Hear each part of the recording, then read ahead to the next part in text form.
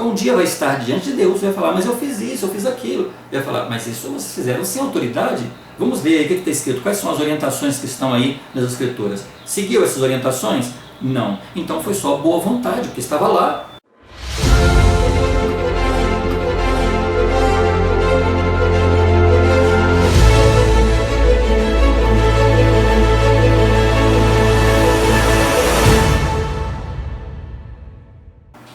Outra escritura que vamos encontrar, se encontra lá em João capítulo 3, versículo 5. Jesus Cristo está conversando com Nicodemos, e Nicodemos tem algumas dúvidas. E aí as escrituras relatam o seguinte: em uma conversa com Nicodemos, Jesus disse, na verdade te digo, que aquele que não nascer de novo não pode ver o reino de Deus. Nicodemos ficou confuso. Nascer de novo? Então disse Nicodemos, como pode um homem nascer sendo velho? Ele pode, porventura, tornar a entrar no ventre da sua mãe e nascer? Ou seja, ele vai ter que reencarnar, né? Vai ter que voltar no ventre e nascer outra vez? E Cristo responde, não é bem assim. Na verdade, eu te digo que aquele que não nascer da água e do Espírito não pode entrar no reino de Deus. Outra característica da igreja, que é o batismo nas águas. Então, quando você se batiza, você é imerso nas águas. E quando você sai das águas, é como se você estivesse renascendo ou nascendo de novo. Os seus pecados são perdoados nas águas. Os seus pecados ficam nas águas. E quando você então sai das águas, você sai, as escrituras falam, em novidade de vida.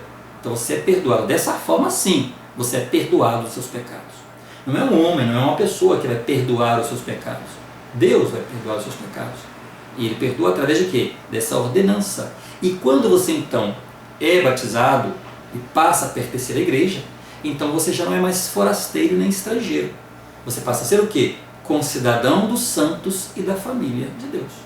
Então o batismo é a porta de entrada para ser membro de igreja de Jesus Cristo. Essa era uma característica naquela época e é uma característica hoje. Ele fala então que ninguém volta a Deus a não ser que nasça de novo. O primeiro nascimento é o normal, o que nós fazemos. E o segundo nascimento é nas águas. Você está imerso nas águas, seus pecados ficam nas águas e você sai para a novidade de vida, para ser membro de igreja de Jesus Cristo. Aí então você é admitido na igreja. Atos, capítulo 19, versículos 1 a 7, ele fala: E sucedeu que enquanto Apolo estava em Corinto, Paulo, tendo passado por todas as regiões superiores, chegou a Éfeso. Então o apóstolo Paulo estava andando de cidade em cidade, chega a Éfeso. E achando ali alguns discípulos, ele chega e pergunta para eles: Ei, vocês, recebestes vós já o Espírito Santo quando creram? Ou seja, no momento em que vocês acreditaram e foram batizados, vocês receberam o Espírito Santo? E eles disseram: Nós nem ainda ouvimos que haja Espírito Santo. E ele perguntou-lhes então: Em que sois batizados? E eles responderam: No batismo de João, ou seja, do jeito que João ensinava, nas águas. Então Paulo disse: Certamente João batizou com o batismo do arrependimento, dizendo ao povo que cresce no que após ele havia de vir, isto é, Jesus Cristo. E os que ouviram foram batizados em nome do Senhor Jesus Cristo. E o mais importante, ele fala: E impondo-lhes Paulo as mãos, veio sobre eles o Espírito Santo, e falavam línguas e profetizavam. E estes eram ao todo uns 12 homens.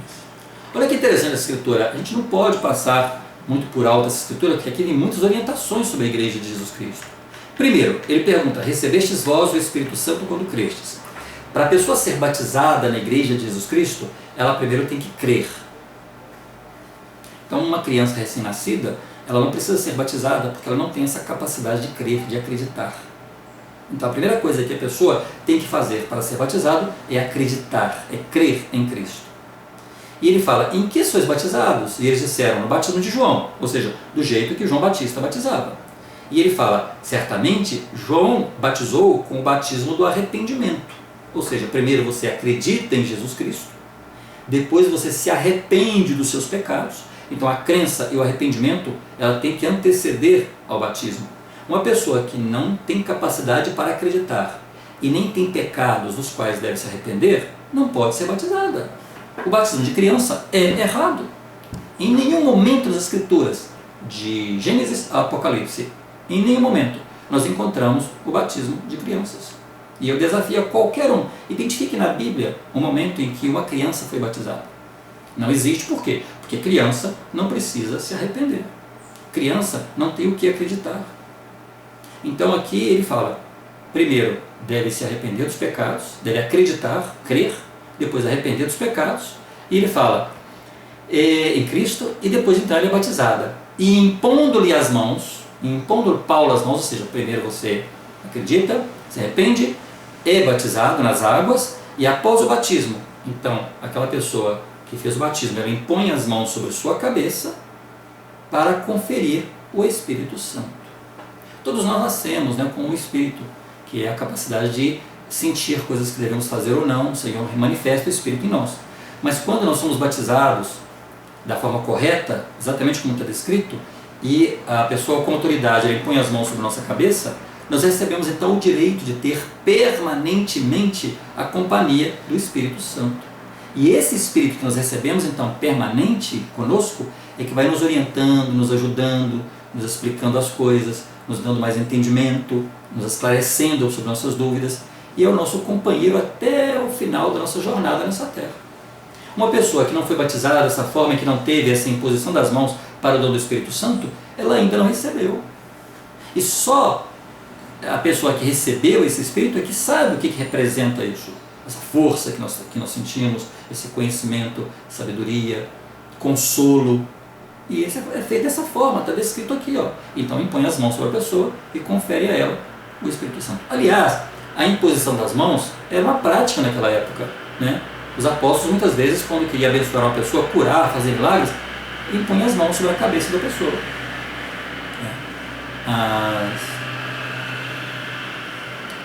Naquela época, inclusive, eram concedidas bênçãos de saúde com a unção do óleo consagrado.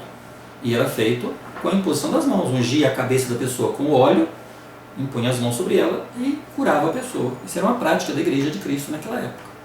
Lá em Mateus, no capítulo 28, versículos 18 a 20, ele fala: E achegando-se Jesus, falou-lhes dizendo: É-me dado todo o poder no céu e na terra.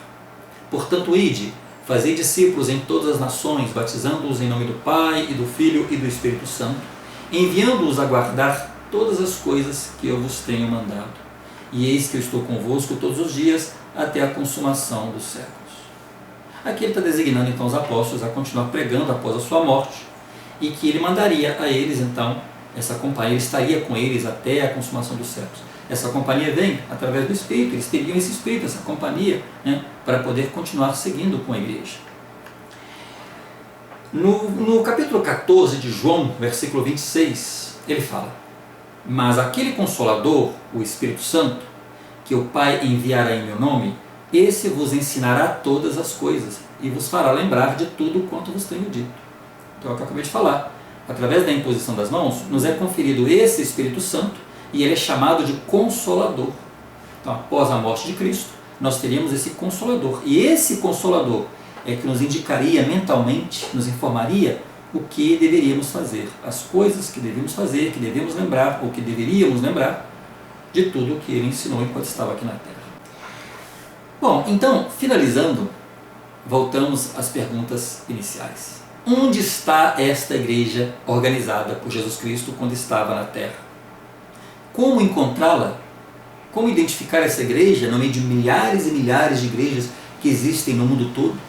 Se estamos em uma igreja que não atende a esses requisitos, na qual nós não podemos identificar essas características, então nós não estamos na igreja de Deus, nós não estamos na igreja de Jesus Cristo. Nós estamos em igrejas organizadas por homens de boas intenções, talvez com muito boas intenções, mas não é a igreja de Jesus Cristo. Se eu quero me aproximar de tudo o que Jesus Cristo ensinou quando ele estava na Terra, eu devo buscar uma igreja que mantenha essas características. Mas por que eu não encontro esta igreja? Por que eu não vejo igrejas com essas características?